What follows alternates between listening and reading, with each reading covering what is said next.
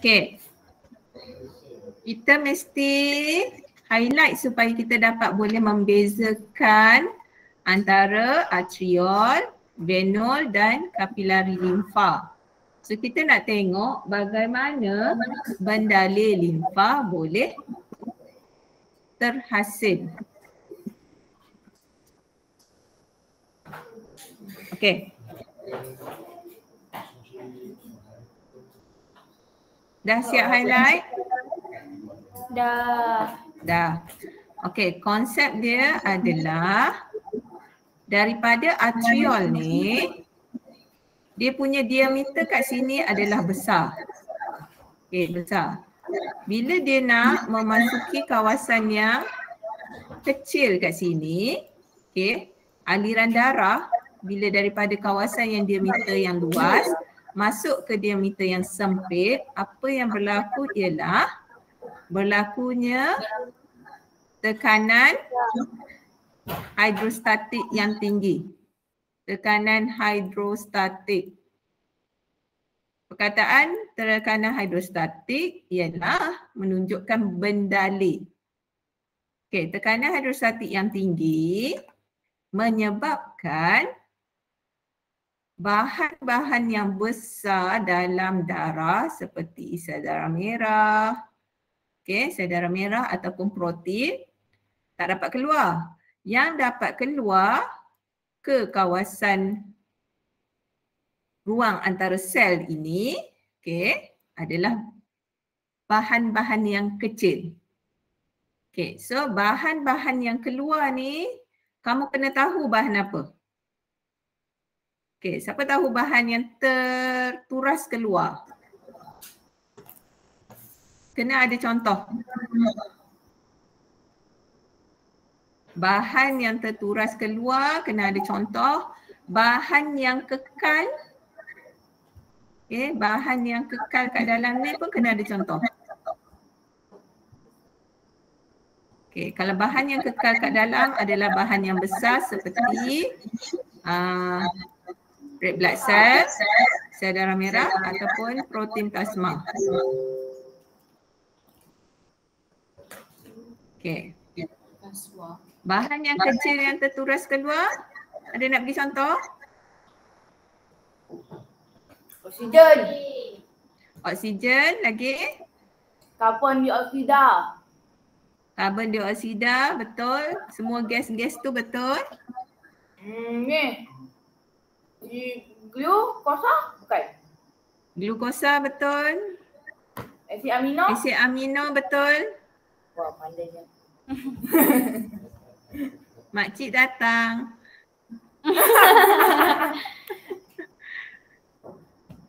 Okey, so bahan-bahan yang kecil kamu kena tahu.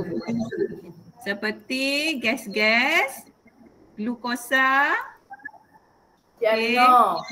asid amino. Okay. Bahan ini istilah dia adalah turas. Terturas, bukan keluar, bukannya bergerak. Dia terturas. Ataupun kamu guna meresap. Kan istilah kepada dia antara sel tu kan? Dia bergerak antara sel. So konsep yang betul adalah terturas keluar. Okey. Bila dia bahan itu terturas keluar, dia memasuki ruang antara sel. Dia dah memasuki ruang antara sel, maka bahan-bahan ini bersama bendalur antara yang ada di kawasan ni, so dia membentuk bendalur Q. So Q tu adalah bendalur tisu. So dia membentuk ruang yang kat sini. Okey. Boleh? Semua bendalur tisu ni, okey. So bila dia dah masuk kat kawasan ni, bahan yang mana diperlukan oleh sel akan meresap masuk ke dalam sel lah. Contoh oksigen, glukosa. Okey, bahan yang daripada sel akan keluarlah ke bendalur tisu. seterusnya masuk ke dalam venule. Sepatutnya semua bahan yang perlu disingkirkan akan masuk ke dalam venule balik, masuk dalam sistem peredaran darah balik. Patutnya semua kena masuk. Cuma, cumanya yang masuk ke dalam venule ni hanya 85%. Yang masuk semula di kawasan sini hanyalah 85%.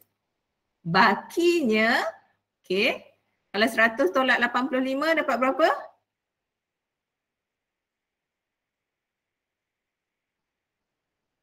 Hmm? 15. So 15% ni daripada kandungan yang asal kat sini ni 100%. 15 ni dia akan memasuki kapilari limfa. Dia akan memasuki kapilari limfa sebab dia tak bolehlah tinggal dekat benda tisu sebab aliran ni sentiasa berlaku. So kena 15 ni perlu dikembalikan dalam sistem peredaran darah. Peredaran darah. Sebab kapilari limfa ni last kali dia akan bersambung dekat jantung. Dia akan masuk dekat vena subclavicle, kiri kot.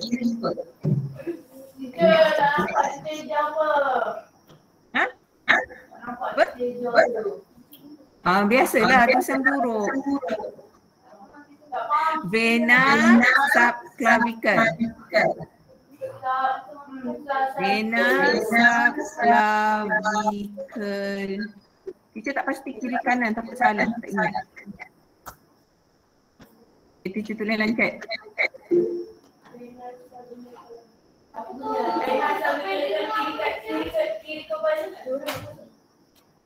Dah betul.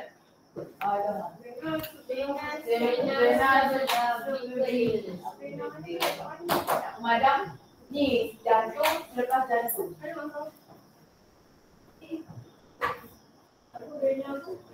Vena macam bahasa alien. Tengok jangan teacher. Ya, hai semuanya. Medali yang hilang dikumpul dan dikembalikan. Mana set semuanya ya? Itu salur, apa tu salur dia? Paling salur. Weh, tak boleh ni ke betul ke ni? Tak nampak lah. Hilang. Jadi, warna kena cek. Yang kedua, Apa saya? medali yang hilang. Medali yang Ada idea hilang. apa? Winner tu. Bawah SUB, Ya. Ni nampak dia. L kiri ke kanan. Kemudian tu berapa yang masuk? SUB Winner sebelah. LA VI Dia berdalih Q tu dia bentuk sebab turasan bulan. Apa? kiri dan kanan. Kira berdalih Q tu terbentuk sebab turasan bulan kan? Ya.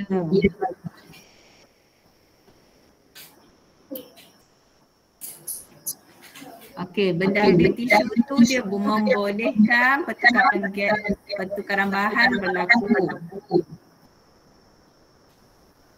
Okey.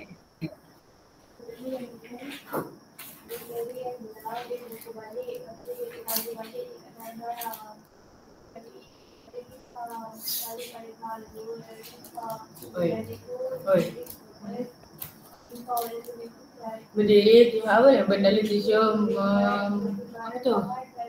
Bendali tisu membolehkan pertukaran bahan dalam darah dan sel berlaku. Nutrien dan oksigen meresap dari bendali tisu ke dalam sel badan.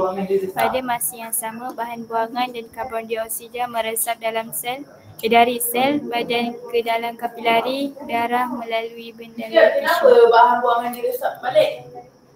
Sebab nak kembalikan masuk dalam darah. Sebab kalau macam karbon dioksida mesti masuk dalam darah balik untuk diembus keluar ke paru. Kalau bahan lain seperti urea masuk peredaran darah nak hantar ke ginjal. Peredaran darah pun diibaratkan highway utama dalam badan kan. So semua kena masuk dalam jalan tu. Okay. So ni vena subclavian ke kiri ataupun kanan. Kat sinilah dia akan masuk semula ke dalam jantung. So bila dah masuk jantung, masuk dalam sistem peredaran darah balik lah. Okay. Boleh? Boleh. So ni padam. Anak yang kat rumah tu tahu tak muka surat berapa? Makcik, muka surat 21 makcik. Makcik, are you there makcik? Makcik and aunty ke? Makcik dengan kakak Nina. Shazrin ke? Makcik ada Makcik dengan Yin. Aunty Makcik apa? Yin. Makcik Aunty dengan Yin. aunty. Yin lah. Yin. Yin, okay. Yin. Makcik, muka surat 21 modul. Nanti kata tahulah. Dia suka pengeram makcik. Okay. Kita nak tengok pada soalan. Bagaimanakah, soalan dia terangkan bagaimana bendali Q terbentuk. Okay, 4 markah. Maksudnya bagaimana bendali Q ni, bendali Q adalah bendali tisu. So kamu cerita sehingga berlaku bendali tisu sahaja. Bukan sampai sistem limfa macam teacher terang tadi. Cu nak kata ke? Bendali Q ialah bendali tisu. Okay, boleh kata. Kalau tak ingat tisu ni, dalam jawapan tu tulis Q sahaja. Okay, maksudnya kamu nak terangkan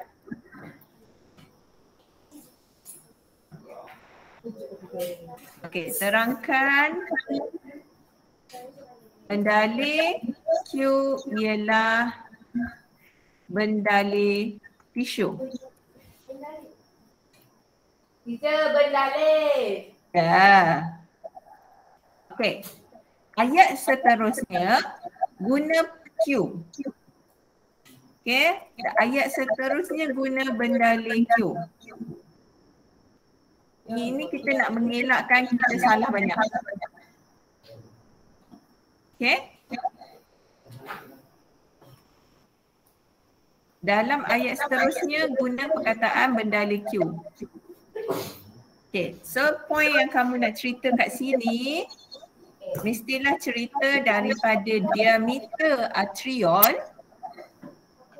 Lepas tu bahan yang kecil seperti apa terturas keluar masuk ke ruang antar sel. Bahan yang besar tidak boleh merentas kapilari darah. Kemudian bahan yang kecil tu bersama dengan dia akan membasahi sel dikenali sebagai bendali tisu. Itu 4 markah. Maksudnya mesti ada perkataan tekanan tinggi, tekanan hidrostatik yang tinggi, mesti ada perkataan terturas ataupun meresap, mesti ada contoh bahan yang keluar dan juga bahan yang masuk. Dan akhir sekali bahan yang kecil tu dia membasahi ruang antara sel membentuk bendali Q. Membasahi. Okey. Membasahi apa? Ni. Poin yang last sekali. Ya, teacher.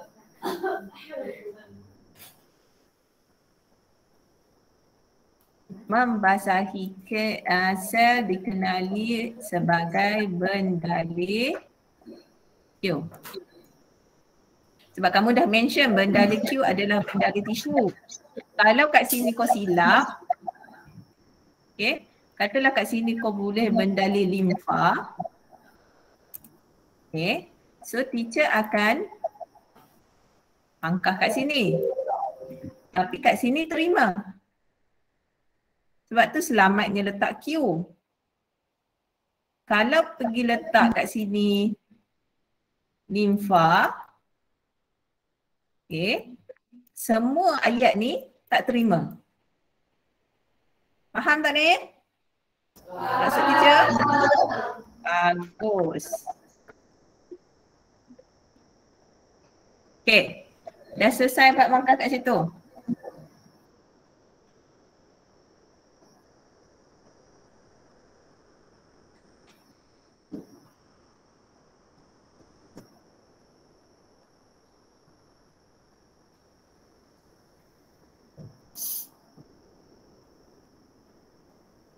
Dah tulis dah semua? Dah. Dah siap nak padam? Dah. Padam. Yang ni macam mana nak padam lah? Oh ini padam macam ni dulu. Okey, soalan seterusnya uraikan persamaan dan perbezaan antara bendalih P dan bendalih A. Bendalih P nama apa? Plasma darah. Ha? Darah. P kat mana P? Allah buruknya. Oh P, bendalih P adalah plasma darah. Okey. Bendalih A yang masuk ni adalah limfa. Okey. Ni adalah plasma darah. Ini adalah bendalih limfa. Okey.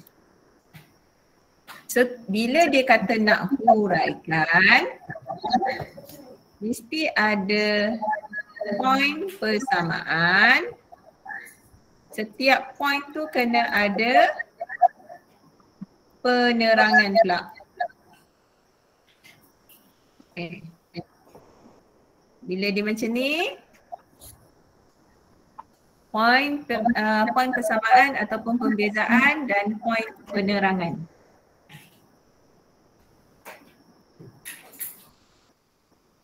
Okay, dah dapat dah. Dapat dah lagi apa persamaannya, apa perbezaannya secara sepintas lalu. Bendalih R dari venous. Plasma darah dari arteriol. Buatlah nama dia dulu. Ha? Nama berbeza daripada segi nama berbeza dah.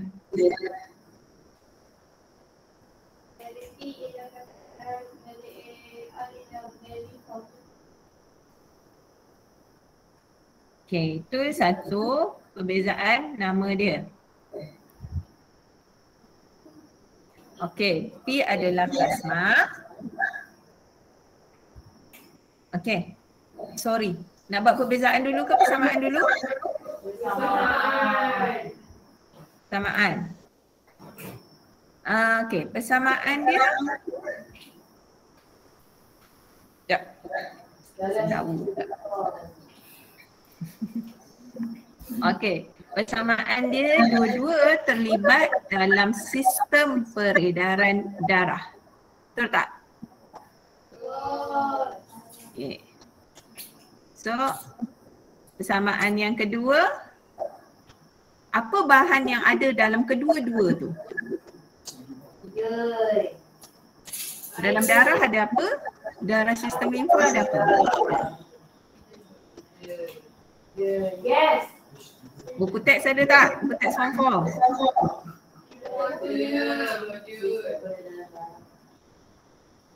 Tengok modul pun boleh, tengok buku teks pun boleh.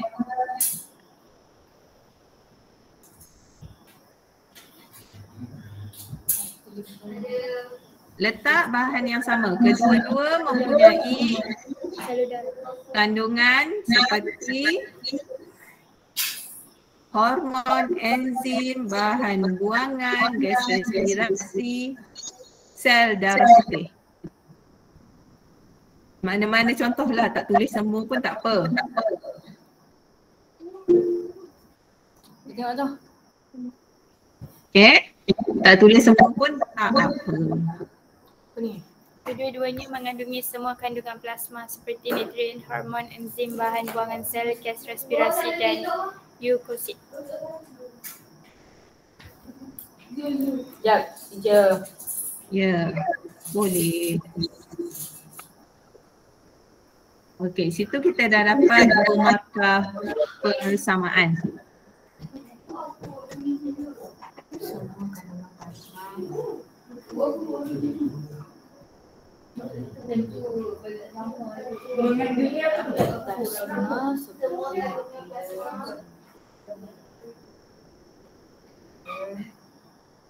Betul, hormon.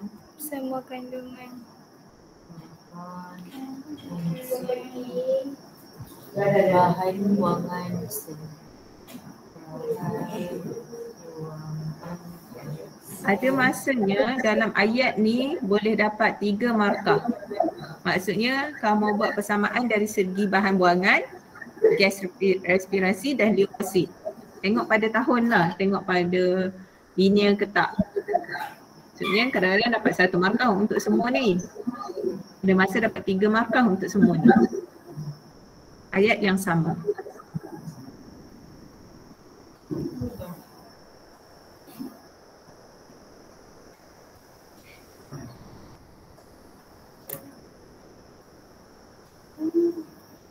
Okay.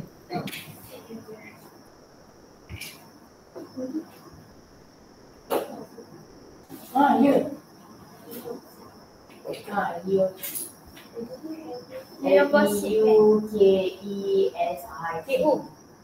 K-E ke K-O? KO. Apa dia? Leukosit Leukosit. Leukosit. S-I-T. Bila nak lagi?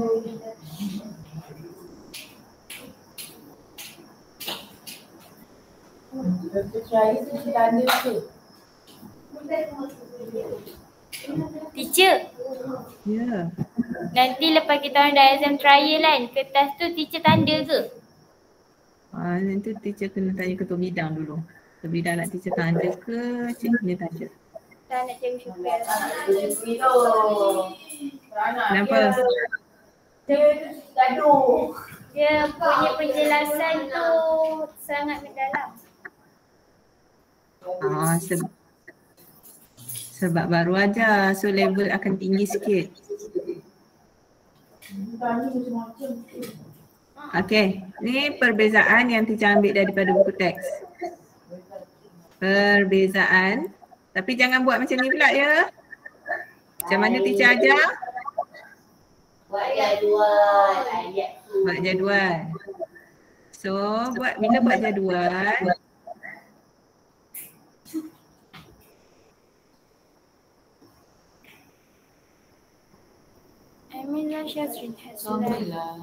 okay. Bila buat jadual, dekat dalam jadual ni tulis bendalih. Bendalih apa? Su. Plasma kan? Bukan. Dia Bendalih punya limfa. R. PQ. R. P dengan R. R. Lepas tu barulah letak nama dia. Nama dia adalah plasma darah. Plasma darah. Bendalih R ialah Bendalih limfa. bendalih limfa.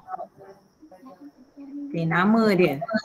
Maksudnya Kalau kamu buat macam ni, nama dia ialah mendali limfa. Sini pun nama dia.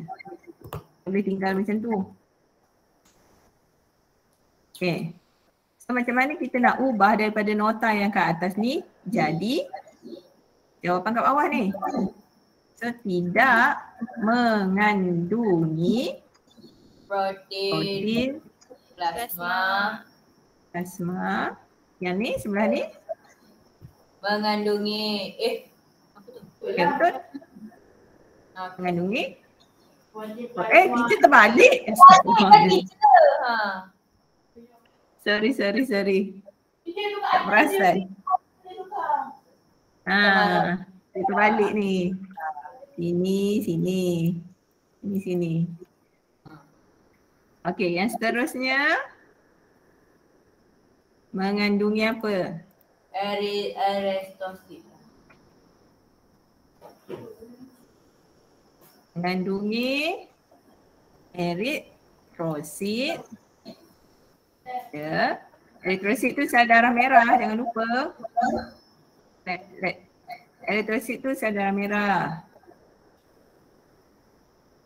Tidak mengandungi erythrosit. Aman. Dah dapat berapa markah? 4.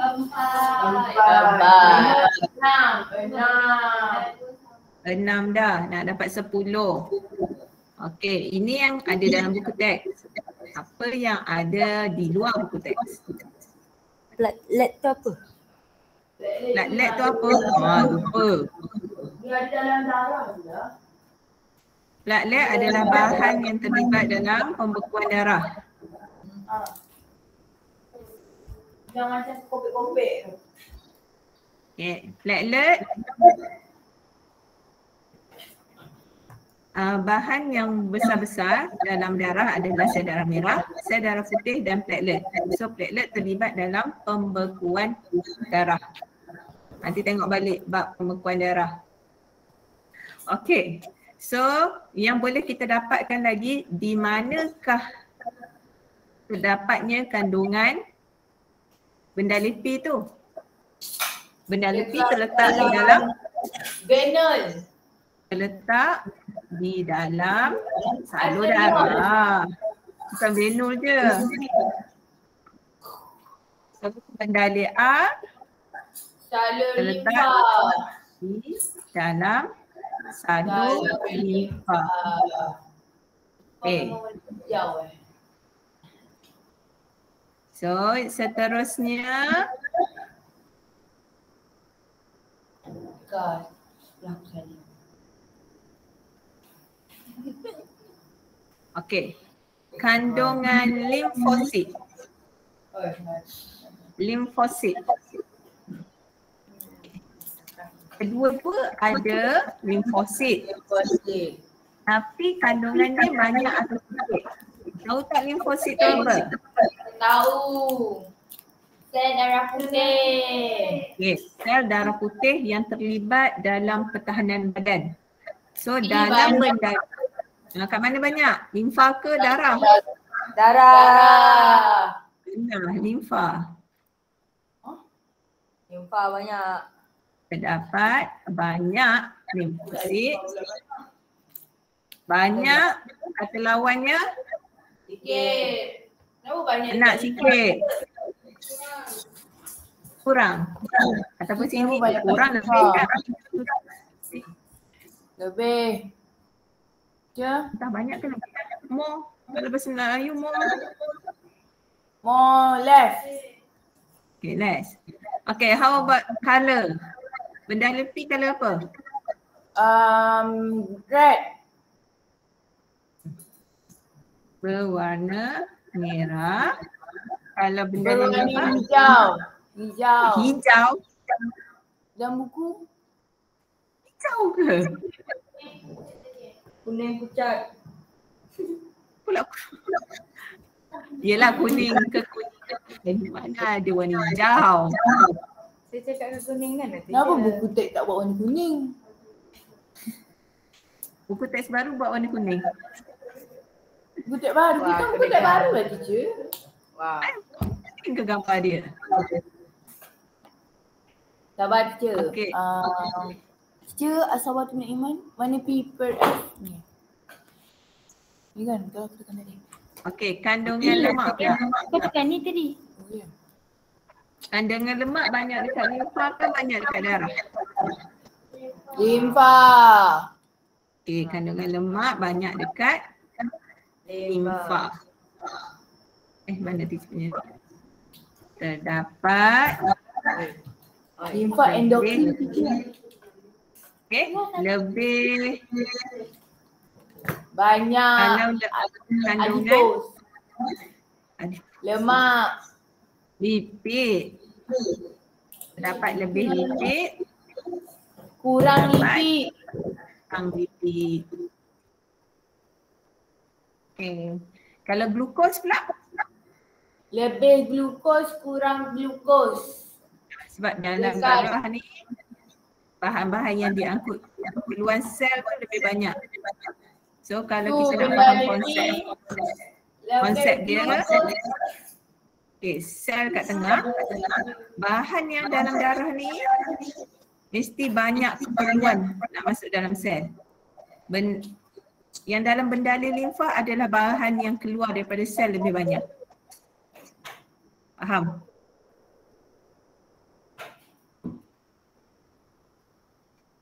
Okay. So bahan seperti glukosa, so banyak dekat plasma darah berbanding bendali limfa. Macam asid amino ke, kalau kamu nak tambah lagi. Make sure bila soalan macam ni mesti ada.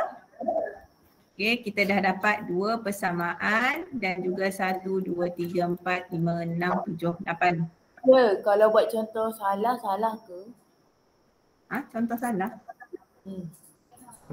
Contoh apa Contoh yang salah? kan saya dapat macam bahan yang meresap tu. Kalau contoh bahan meresap tu salah, Salah lah untuk ayat kat situ. rugi tak nak lah buat. Kalau letak lebih, yang salah tu akan diabaikan. Sebab ini soalan esei bukan soalan struktur.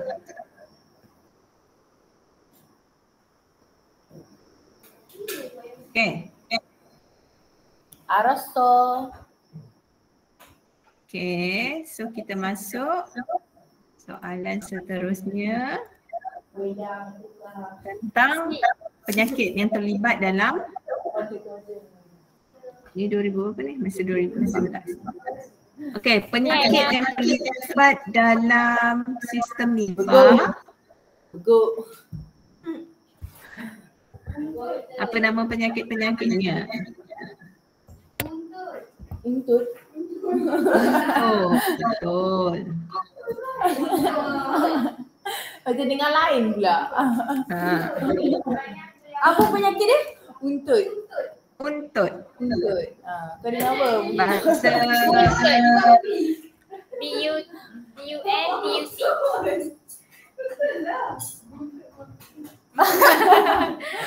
Lea ni. bahasa ni dia adalah ni. Filariasis limfatik. Tulis Bahasa teacher. betul dia. Filariasis limfatik. Okey. Macam mana dia terhasil?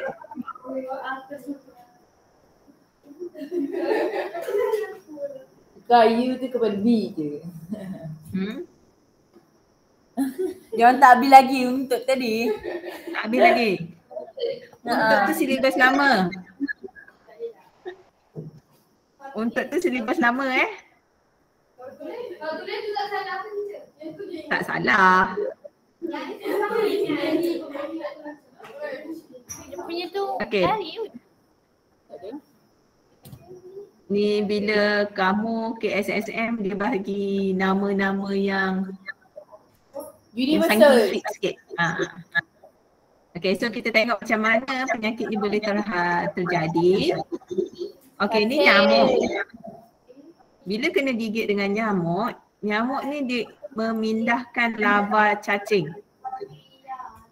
Okay, larva cacing semasa Yang gigit. Digigit manusia lah kan, manusia yang sihat. Okey. Nama cacing tu adalah tertutup. Okey. Cuba tengok dalam buku modul, teacher tak pastilah ada ke tak nama cacing tersebut. Cacing parasit Bugia sp.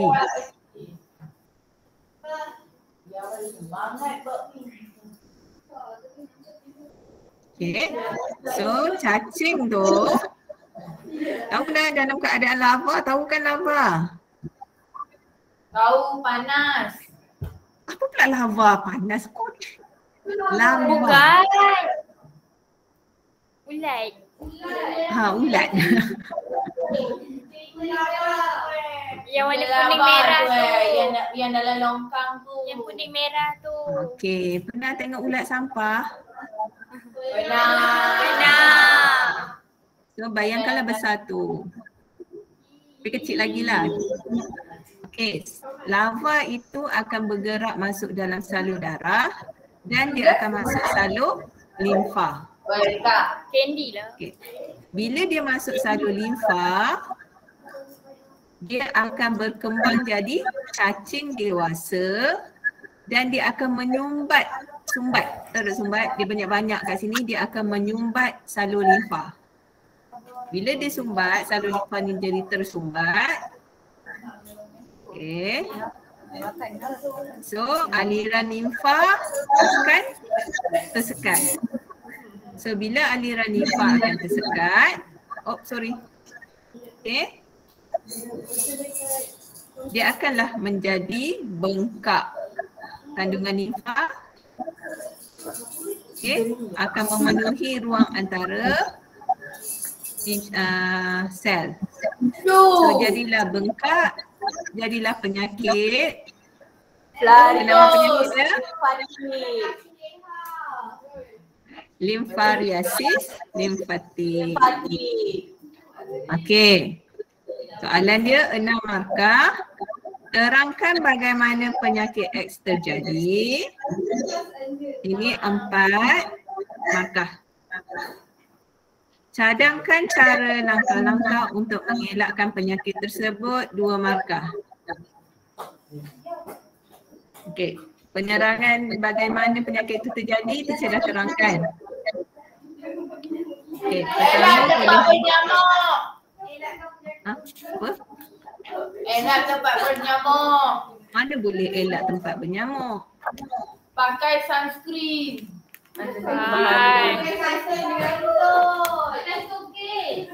Pakai lotion. Tutup Lotion. aurat. Kita tak pakai lotion. Pakai pita. Insek. Insek Melayu dia apa? Penyamuk-nyamuk. Bahasa Inggeris mosquito repellent. Bahasa Melayu Penyembuh-nyamuk. penyembuh nyamuk. Bolehlah kot. Okey, cara mengelakkan kita ambil cara yang mengelakkan nyamuk. So macam mana nak elakkan nyamuk gigit? Okey, kita boleh pakai pelampu. Boleh pakai penutup yang kalau dekat tingkap kat rumah tu kita pakai jaring yang untuk mengelakkan nyamuk masuk. Pakai baju tangan panjang. Ubat nyamuk. Pakai Pakai ubat nyamuk. Okey, ubat nyamuk. untuk aurat. Okey. Kita boleh juga memusnahkan tempat pembiakan nyamuk. Kita boleh juga ambil ubat-ubatan yang boleh membunuh larva cacing tu. Okey, larva cacing. So cara bagaimana dia berlaku? Pertama, kamu boleh tulis nama dia. Lepas tu nama larva tu tersebut.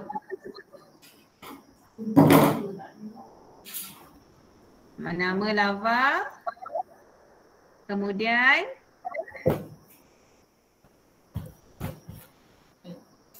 lava yang masuk dalam salur darah akan membesar menjadi cacing dewasa. So, bila dia menjadi cacing dewasa, dia akan menyebabkan salur limfa tersumbat. Tersumbat ni pentinglah ni. Sebab tak ada dalam soalan. So, ini adalah jawapan. Bila salur limfa dah tersumbat, aliran limfa tersekatlah, tidak boleh kembali ke sistem peredaran darah. Aliran limfa tidak dapat kembali ke sistem peredaran darah. Bila tersumbat, dah tak boleh kembali ke sistem peredaran darah. So dia akan terkumpul. Terkumpul di mana? Terkumpul di kawasan ruang sel.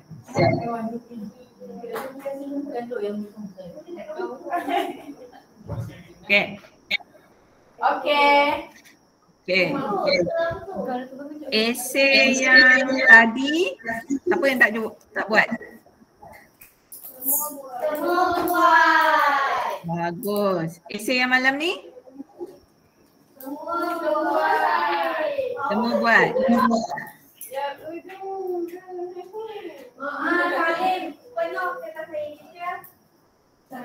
Cemerlang kan? Kalau jawab dengan teacher ni boleh dapat markah penuh. Boleh.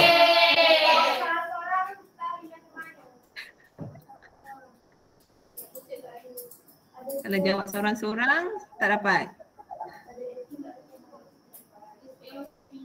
Okey. Boleh tak eksperimen teacher lagi? Ha? Dia tunggu kat luar pintu dewan.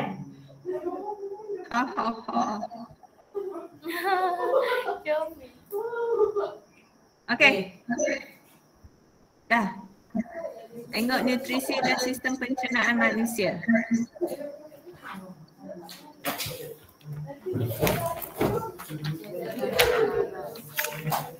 Kita susun terbalik sebelum kot kan? Bab 9 tu sebelum. Sebelum. Kita punya slide terbalik.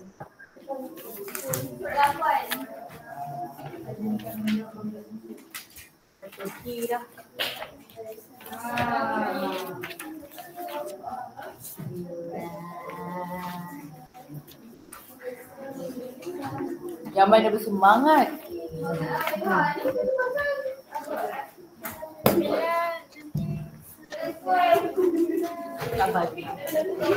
Dah jumpa dah? Belum. Belum lagi. Mana ni?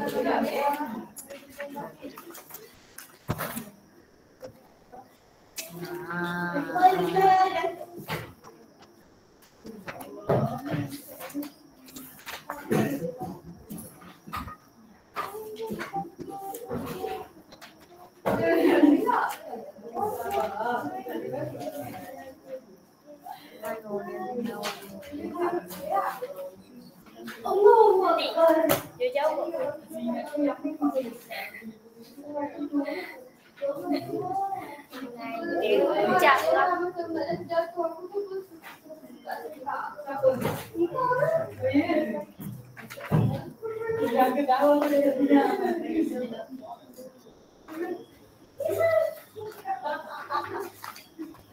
Sifat ni ada soalan lain lagi tak?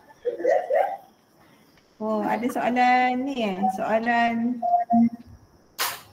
MRSM 2014.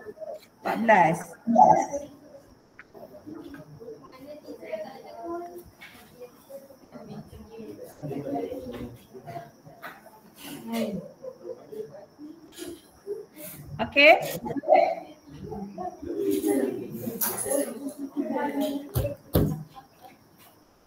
Dah, boleh dah? Boleh. Fokus.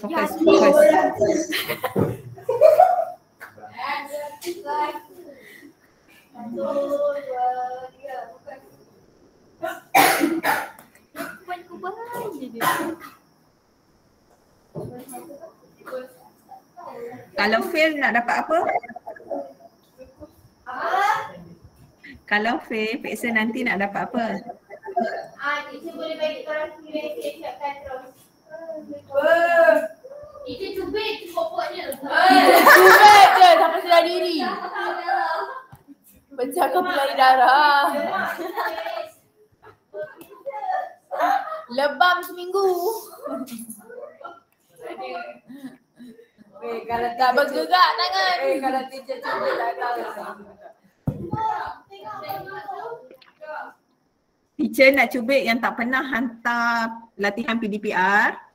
Saya pernah hantar, saya pernah hantar. Alhamdulillah. Saya pernah. Siapa yang tak pernah tu? Bilang mak saya.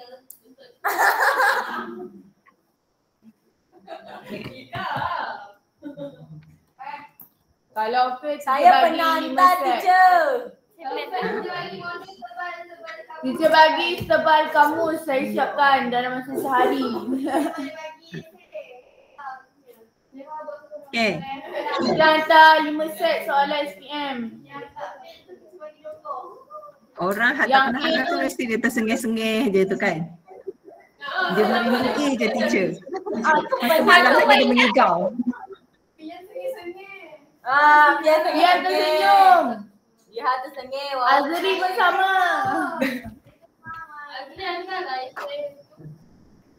Okay, kita tengok sistem pencernaan manusia. Okay, so P ni adalah kawasan apa ni? Mulut. Dia adalah mulut. So kita ada kelenjar X. Kelenjar X adalah kelenjar Pituitary. apa pula pituitary? Ayo. Q adalah Perut. perut. Mesti boleh label semua. R ni? Kan hempedu belakang. Ya ke? Betul lah, pundi hempedu. Confuse. Pundi hempedu. S duodenum. S duodenum. Enam. Macam mana je duodenum? DEUMDEM. Bukan duo kan? Duodenum. Kan duodenum kan? Okay. So soalan dia namakan kelenjar X. Kelenjar Leo. Kelenjar Leo.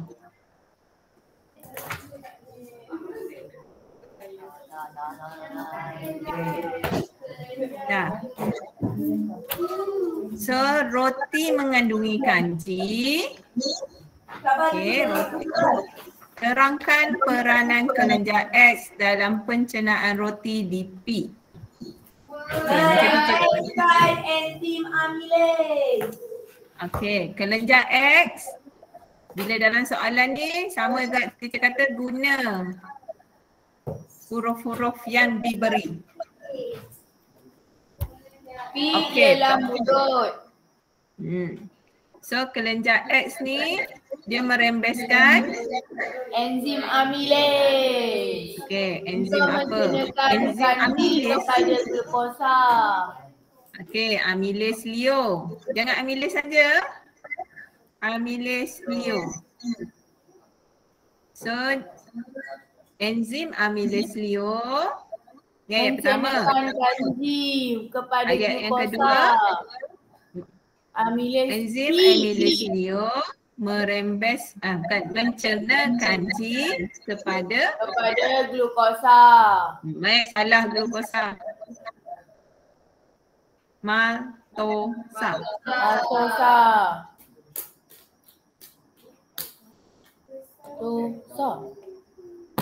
Kanji maltosa. Kepada maltosa.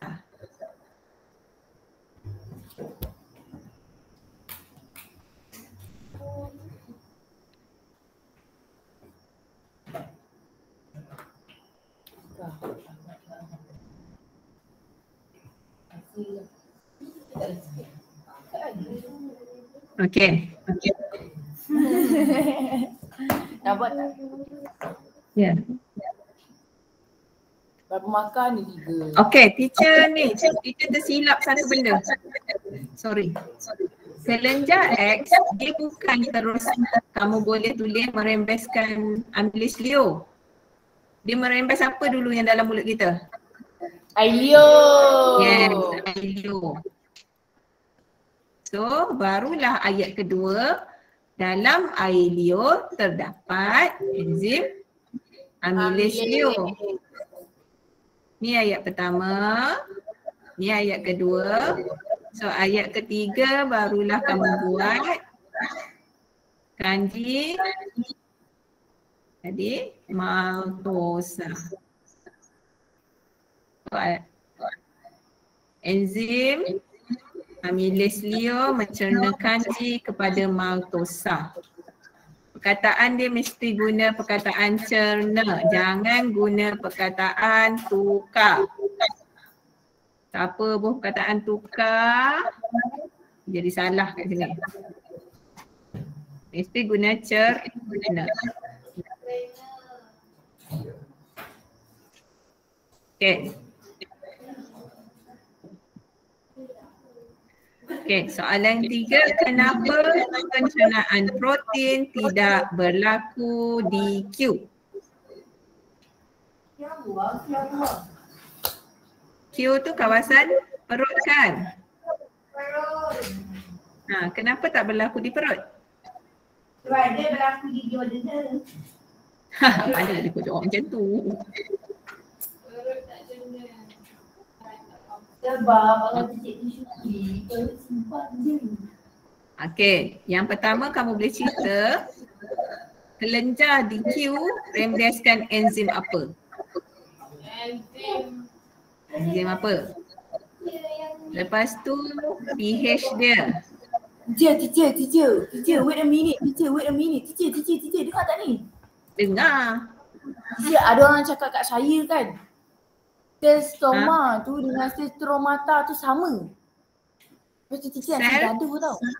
Stoma dengan sel stromata. Dia kata sama teacher dengan stromata. Lepas tu dia kata stoma tu bukan sel. Dia kata sel stoma tu struktur. Ya. Bunyi geram kan? Okey. Silap. Stoma adalah ruang. Betul lah, struktur ruang. Sel yang mengawal Aku tak lawan, aku dah kata ruang stoma adalah sel pengawal. Nampaklah. Nampak dah ni? Kita tulis kat chat ni. Nampak. Tak nampak. Pro. Je. Okey. Stroma ialah Kita lukis. sitoplasma. Sitoplasma, sorry. Stromata. Stromata ke? Stroma ke stromata? Stoma dengan stromata. Stromata dengan stroma sama. Mana dia? Mana? Aku tak gaduh dengan dia. Tak. Sama yang lain. Mana ada lah. Dia tahu tak tadi sebut tu dia tunjuk kulit. Bukan. Aku tak lawan dia lah. Wah. Teacher dah biasa berlawan dengan kau dah lama. So, jangan lawan cikgu baru. Okey, stroma kat lain stroma dalam kloroplas. Sekejap bisa terangkan balik. Baik.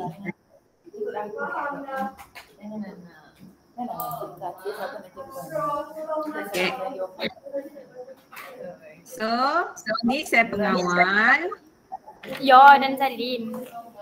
Okay, ni saya pengawal. Tengah ni adalah stoma atau stomata.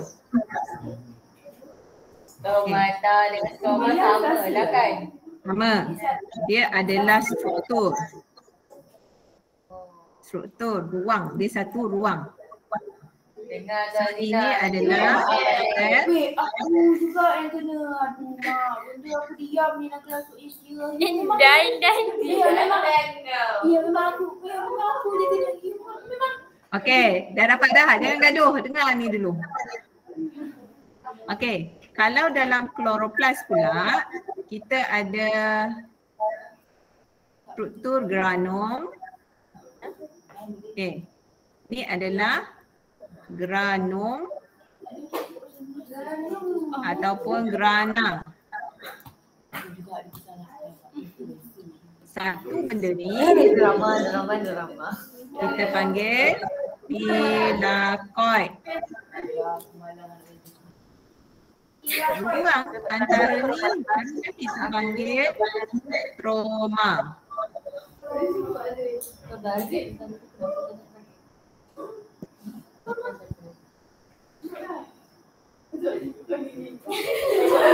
Hai. Okey, dapat tak? Dapat apa? Apa yang kau dapat? Istilah kena betul jangan melawan tak cikgu. Kata aku sudi tak?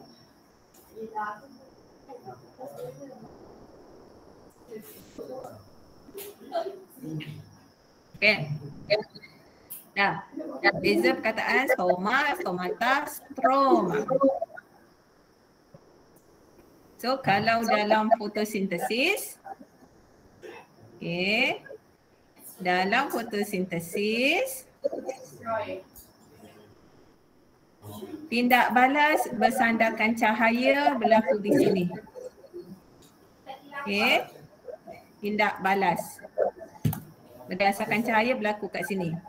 Di stroma adalah tindak balas tidak bersandarkan cahaya. Nanti kita belajar balik fotosintesis. Ingat lagi ke tidak? Okay dah, dapat dah ni. Sama soalan tadi.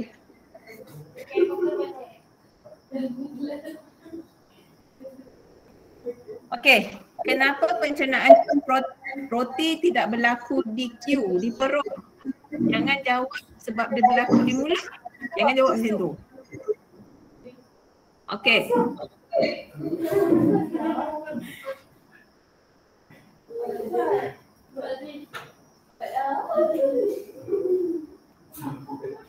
Dia berkaitan dengan berkaitan dengan enzim dan juga berkaitan dengan pH. So enzim apa yang dirembeskan oleh Q? Enzim apa?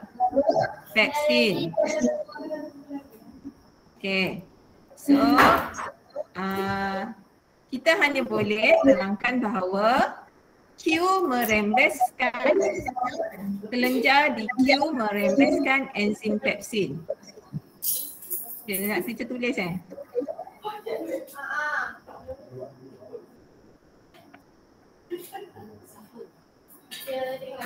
Okey.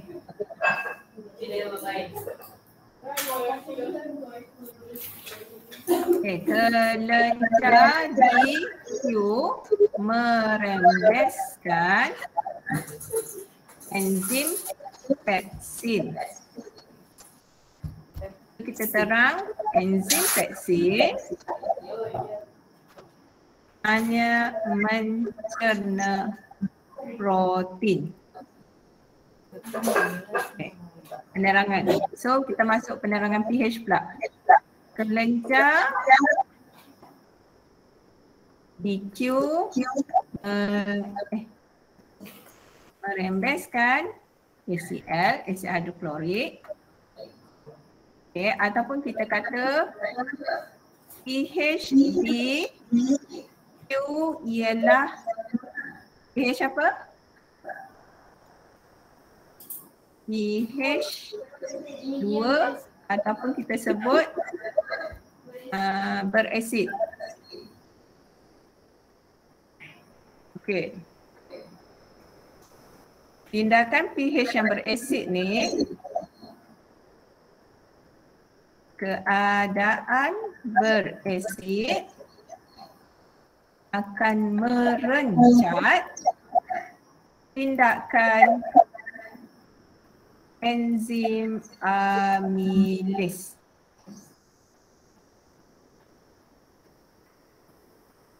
Okey. Tak cantik tak? Sebab enzim amilase bertindak pada pH neutral. So bila pH berubah, enzim tu, cas pada enzim akan berubah. So enzim tu jadi tidak sesuai untuk bertindak dengan substrat. Okay. Bila dia merencat tindakan enzim amilase, pancing tidak dapat dicerna kepada maltosa. Okey, faham? Faham. Oh, faham ah? Jawapan teacher bagi semua. Okey, namakan organ A. Undi Apa nama dia? Undi hempedu. R adalah undi hempedu. Okey. So kita berhenti dulu kat sini. Boleh. Boleh.